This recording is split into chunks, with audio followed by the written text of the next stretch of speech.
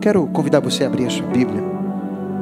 Hoje nós vamos participar da mesa do Senhor, a ceia, a ordenança do Senhor Jesus. Mas quero compartilhar algo nessa manhã. Eu quero que você abra a sua Bíblia em Isaías capítulo 53. Pode deixar a música mais baixa, senão a música fica mais alta que eu. Vocês podem baixar um pouquinho a música, por favor. Obrigado. Baixou? É o botão aí, só baixar o botão. A música baixa. Isso, obrigado. Isaías capítulo 53. Nós vamos ler a partir do versículo 1. Só para você entender o contexto. O profeta Isaías, ele foi um dos profetas que mais profetizou a respeito de Jesus. O profeta mais messiânico que ele é chamado. Porque muitas das profecias falavam acerca de Jesus. E essa também foi uma delas. Olha só o que diz a partir do versículo 1, Isaías 53, diz assim: quem creu na nossa mensagem, e a quem foi revelado o braço do Senhor? Ele cresceu diante dele como um broto tenro e como raiz de uma terra seca. Ele não tinha nenhuma beleza ou majestade que nos atraísse.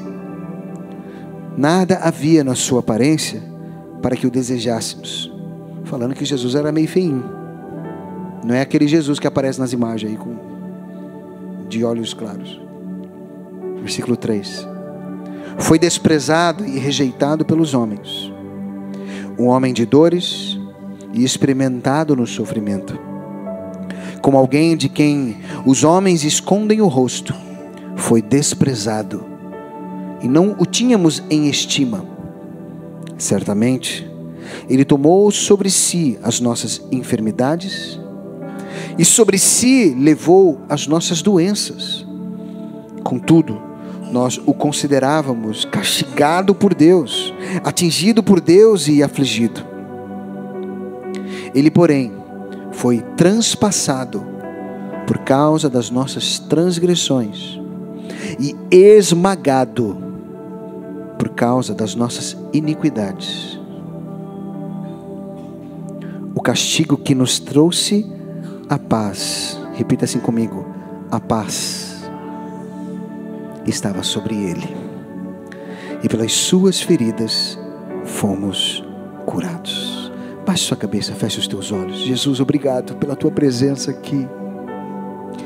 Obrigado porque o Senhor fala conosco. Obrigado porque são as tuas palavras que são espírito e vida.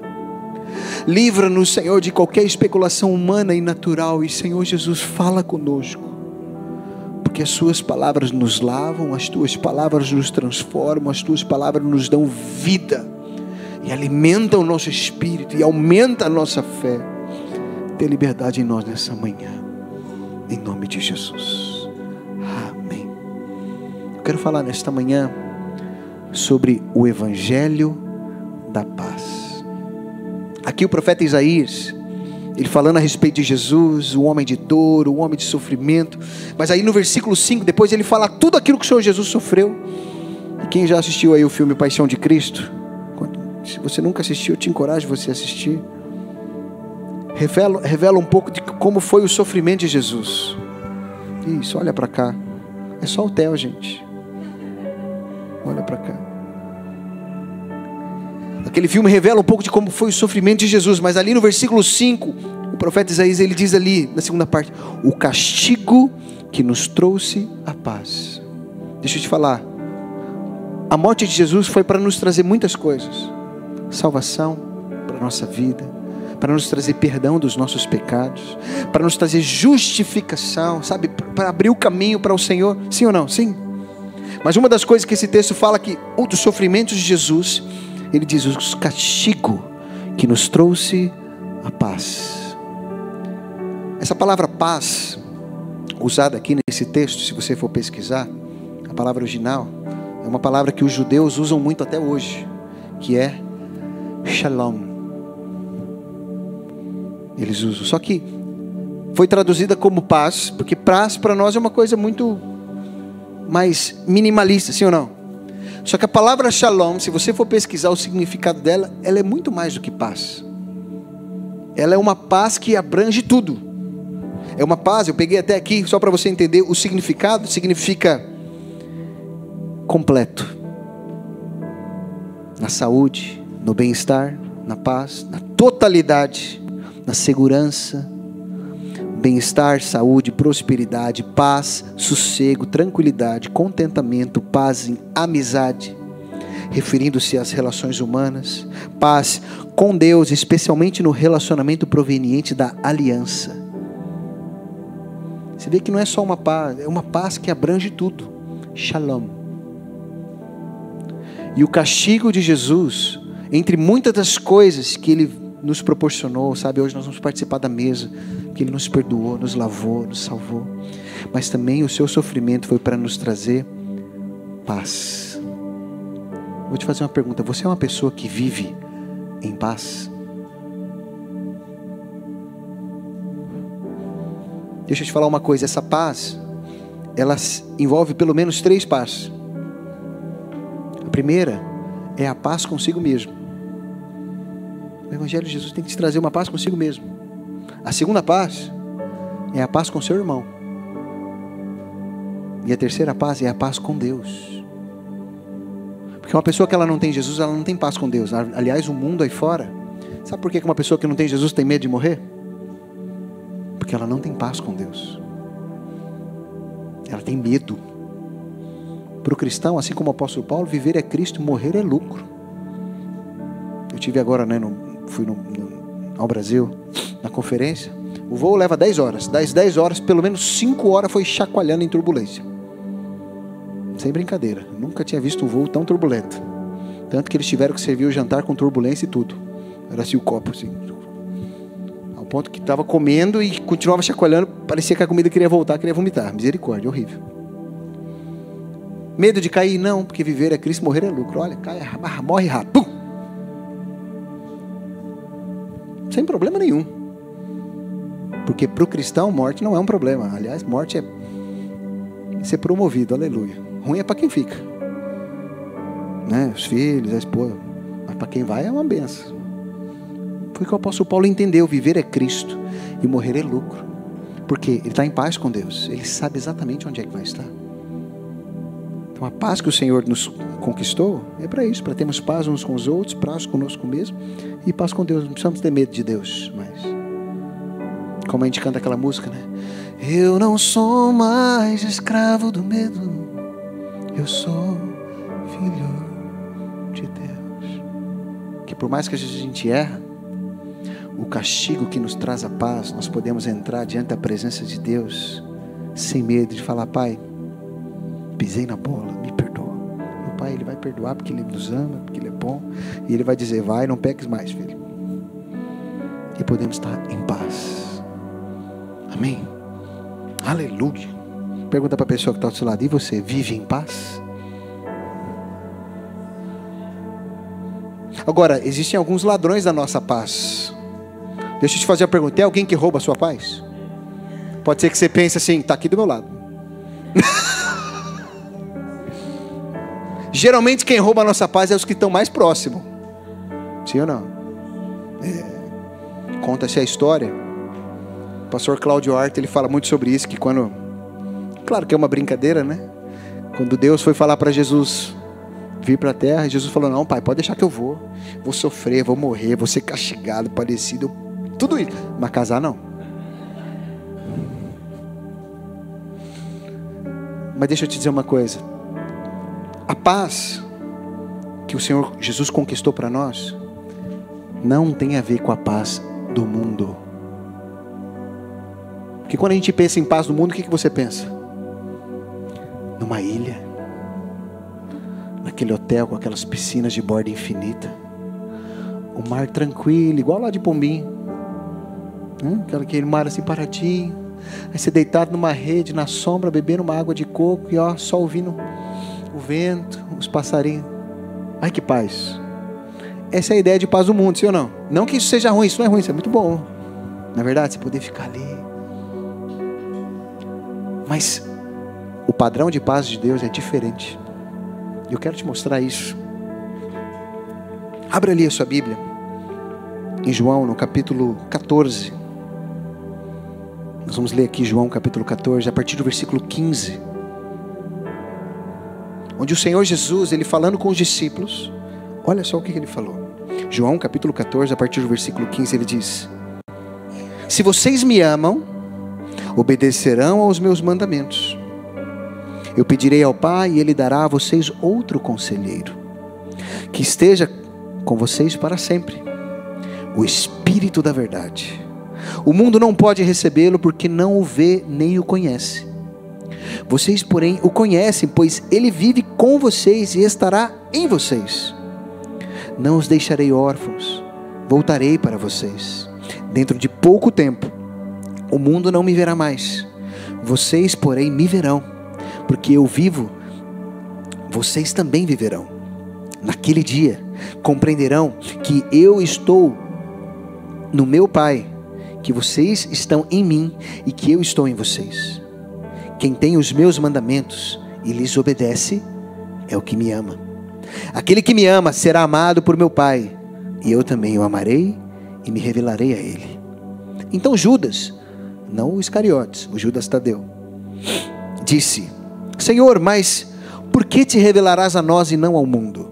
Jesus respondeu: se alguém me ama, obedecerá a minha palavra. Olha que é a segunda vez que Jesus fala isso. Porque tem gente que fala que ama a Deus, mas não obedece. Não, eu amo a Deus. Vamos lá, vamos seguir. Se alguém me ama, obedecerá a minha palavra. O meu Pai o amará, e nós viremos a Ele e faremos nele morada. Aquele que não me ama não obedece às minhas palavras. Essas palavras que vocês ouvem não são minhas, mas do Pai que me enviou. Tudo isso tenho dito enquanto ainda estou com vocês. Contudo, o Conselheiro, o Espírito Santo, que o Pai enviará em meu nome, ensinará a vocês todas as coisas e fará que se lembrem de tudo o que eu disse. Olha só o que Jesus fala: deixo com vocês a paz. A minha paz dou a vocês. Mas ele continua falando: não a dou como o mundo dá. Não se turbe o coração de vocês, nem tenham medo. Vocês me ouvirão dizer: vou, mas volto para vocês. Se vocês me amassem, ficariam contentes porque vou para o Pai, pois o Pai é maior do que eu. Isso eu digo agora, antes que aconteça, para que, quando acontecer, vocês creiam. Já não falarei muito com vocês, pois o príncipe deste mundo está vindo. Ele não tem nenhum domínio sobre mim. Contudo, faço o que o Pai me ordenou, para que o mundo saiba que eu amo o Pai. Sabe, o Senhor Jesus dando uma notícia, falou: olha, eu vou embora, mas eu vou enviar o Espírito Santo vai estar com vocês. E depois ele fala: eu deixo-vos a minha paz. Parece que ele muda de assunto, mas ele não muda de assunto, porque o Senhor Jesus está falando do Espírito Santo. E depois ele fala: eu deixo a paz. Não dou como o mundo dá. Porque a ideia de paz do mundo é completamente diferente da ideia de Deus, da ideia de Jesus de paz. Porque aquele que tem o Espírito Santo consegue viver na paz. Na paz de Jesus. Enquanto no mundo a ideia de você ter paz é de você não ter problemas, ou de você pelo menos estar longe deles, e você está de férias, que essa é a ideia de paz. Com Deus, você pode estar num deserto e estar em paz. Mas eu quero seguir, e quero que a gente veja aqui algumas coisas, algumas verdades, para que nós venhamos viver essa paz que o Senhor Jesus deu para nós, não a paz do mundo. Tem gente que muitas vezes fala: estou com a vida turbulenta, eu preciso tirar férias, eu preciso de paz. Isso é um problema, porque o verdadeiro cristão, não importa onde ele esteja, ele pode estar no trabalho, pode estar com a família, ele tem que viver na paz de Jesus. Sabe que não é à toa, porque toda vez que a gente se vê, como é que a gente se cumprimenta? A paz do Senhor. Porque o apóstolo Paulo, os irmãos, toda vez que eles escreviam cartas, eles sempre falavam: que a paz do Senhor Jesus esteja com vocês. Porque o verdadeiro cristão, ele tem que viver em paz. Não que ele não vai ter problema. Alguém tem problema aí? Mas é possível você ter problemas e estar com a paz de Cristo no seu coração. Eu quero que nós vejamos aqui algumas maneiras de vivermos essa paz do Evangelho. Abra aí em Colossenses, no capítulo 3, onde o apóstolo Paulo ele fala a respeito dessa paz. Colossenses, no capítulo 3, nós vamos ler o versículo 15. Olha só o que ele disse. E eu quero que você veja essa paz, não como uma paz natural, mas uma paz espiritual. Ok? Ele diz assim, Colossenses 3,15, ele diz que a paz de Cristo, lembra que Jesus disse, deixo-vos a minha paz? Que a paz de Cristo deve ser o juiz no coração de vocês. Em outras versões diz o árbitro. Quem gosta de futebol sabe o que é isso. Que a paz de Cristo deve ser o juiz no coração de vocês, visto que foram chamados para viver em paz. Fala para a pessoa que está do seu lado, você foi chamado para viver em paz. Fala para o seu irmão aí, então me deixa em paz, irmão.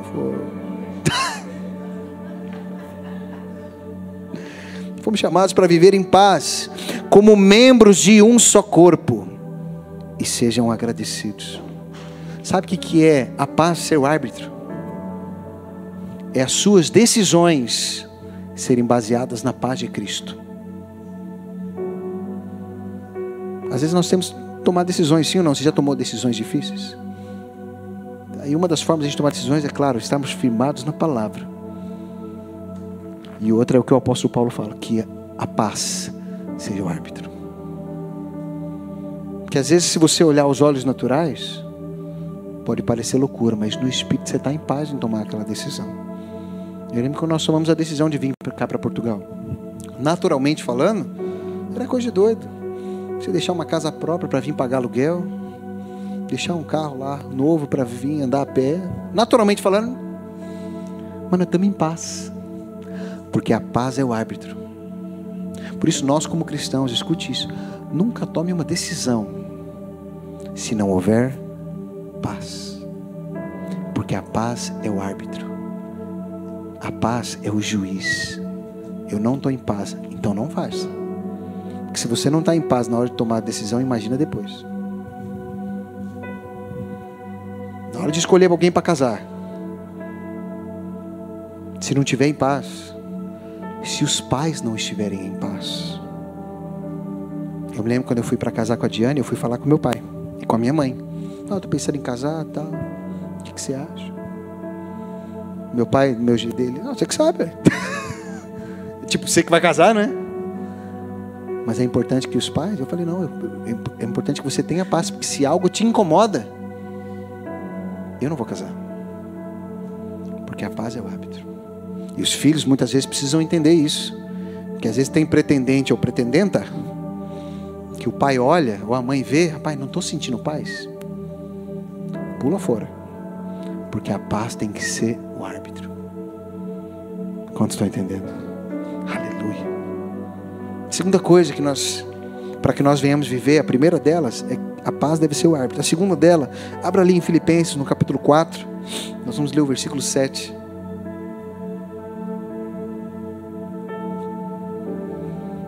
Filipenses, capítulo 4, versículo 7, diz assim: então, a paz de Deus, que excede todo o entendimento, guardará o coração e os pensamentos de vocês em Cristo Jesus. A paz de Deus, a paz de Jesus, ela não é entendida. Não sei você, mas tem pessoas que às vezes nós somos muito racionais e queremos entender tudo. Você é uma dessa pessoa que às vezes você quer entender tudo? Mas deixa eu te dizer uma coisa, a única forma de nós vivermos a paz de Deus é abrirmos mão de entender tudo. Porque a paz de Deus excede o entendimento. Não é lógico, não dá para entender, porque não é natural. Às vezes você pode ter problemas, às vezes você pode ter lutas, às vezes você pode estar num ambiente que você fala, no meio de um furacão, e ter paz. Nunca te perguntaram como é que você pode, no meio disso tudo, você está em paz? É porque a paz de Deus excede o entendimento. A verdadeira paz é aquela que mesmo em meio às circunstâncias, não dá para entender, mas a paz de Deus está lá. Ela excede o entendimento. Não tem razões naturais, não tem motivos naturais. mas eu estou em paz. Como é que você consegue estar em paz em meio a isso tudo? Porque a paz excede ao entendimento. É a paz em Cristo Jesus. Fala para o irmão que está do seu lado: fique em paz. Aleluia. Nós fomos chamados para viver em paz. Aleluia. Então a primeira coisa é termos a paz como árbitro. A segunda coisa é entendermos que a paz de Deus, ela excede o entendimento. Não queira entender, temos que estar dispostos a isso. Terceira maneira de nós vivermos em paz. Agora abra aí a sua Bíblia lá em João, no capítulo 16. Nós vamos ler a partir do versículo 17. João 16. Olha só o que diz a partir do versículo 17. Alguns dos seus discípulos disseram uns aos outros: o que ele quer dizer com isso? Mais um pouco e não me verão, um pouco mais e me verão de novo. E por que vou para o Pai? Então perguntaram: o que quer dizer com um pouco mais? Não entendemos o que ele está dizendo. Jesus, percebendo que desejavam interrogá-lo a respeito disso, portanto lhes disse: vocês estão perguntando uns aos outros o que eu quis dizer quando falei mais um pouco e não me verão, um pouco mais e me verão de novo? Em verdade lhes digo que vocês chorarão e se lamentarão, mas o mundo se alegrará. Vocês se entristecerão, mas a tristeza de vocês se transformará em alegria. A mulher que está dando à luz sente dores, porque chegou a sua hora. Mas quando o bebê nasce, ela se esquece do sofrimento, por causa da alegria de ter gerado um filho no mundo. Assim acontece com vocês. Agora é hora de tristeza para vocês, mas eu os verei outra vez, e vocês se alegrarão, e ninguém tirará essa alegria de vocês. Naquele dia, vocês não me perguntarão mais nada. Em verdade lhes digo que o meu Pai dará a vocês o que pedirem em meu nome. Até agora, vocês não pediram nada em meu nome. Peçam e receberão, para que a alegria de vocês seja completa.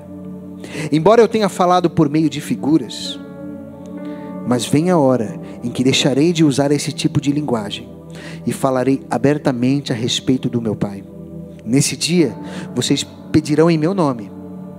Não digo que pedirei ao Pai em favor de vocês, pois o próprio Pai os ama, uma vez que vocês me amaram e creram que eu vim de Deus.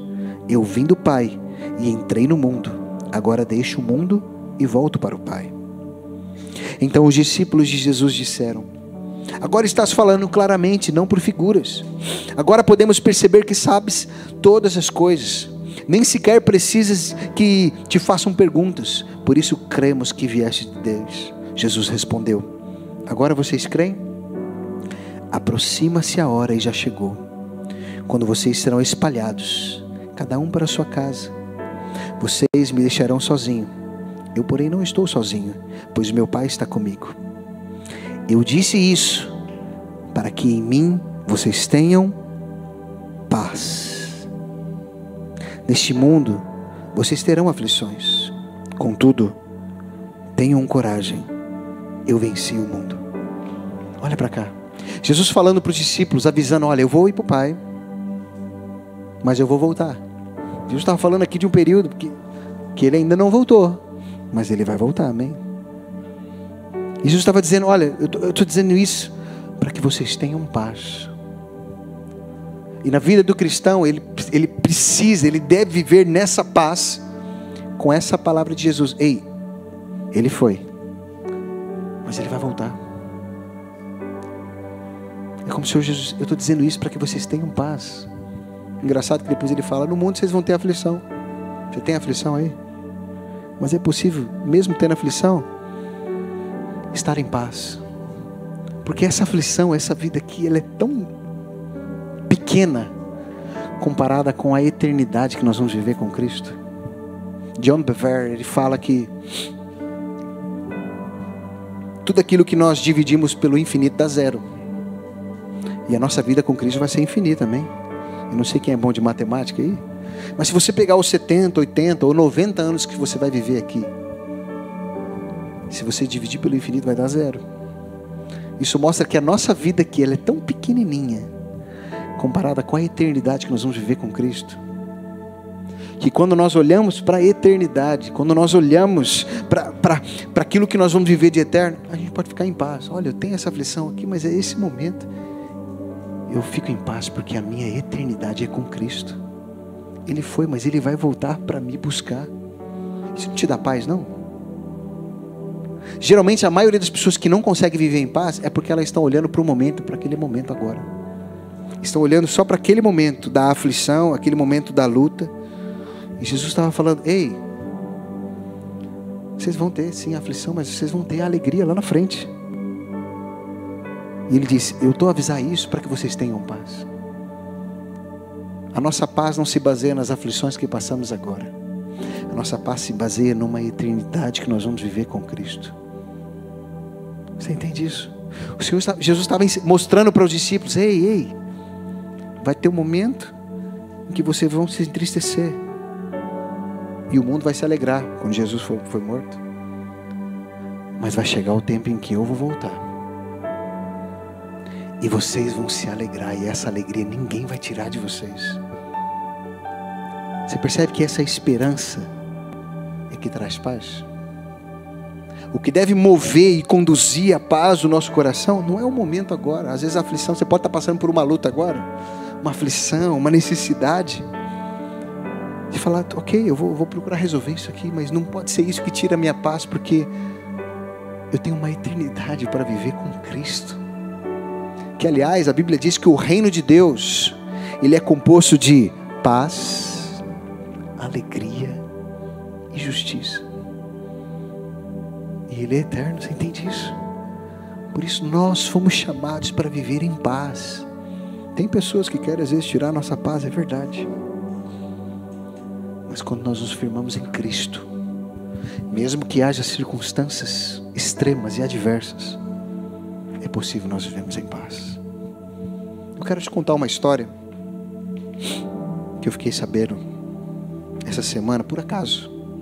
Eu gosto às vezes de ouvir algumas mensagens, ou às vezes alguns podcasts.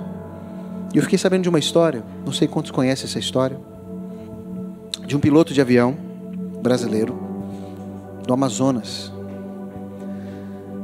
E ele estava a fazer, em janeiro de 2021, um voo num avião pequeno, num monomotor, fazendo lá entregas, né, na Amazônia. Lá tem muitos aviões pequenos. E ele caiu com um avião na Amazônia. Não sei quantos já ouviram essa história. O nome dele é Antônio Senna. Alguém já ouviu falar dele? Eu te encorajo a você ver.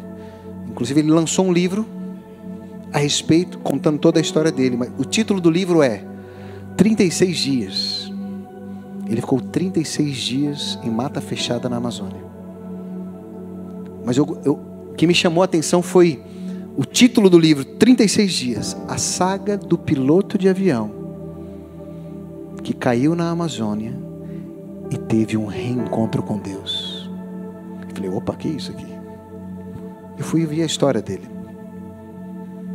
E ele conta que quando ele caiu, ele já era um piloto muito experiente. Quando ele caiu, ele viu que ele sobreviveu, mas estava ali com os joelhos machucados e tudo, mas que conseguia. Pegou algumas coisas no avião.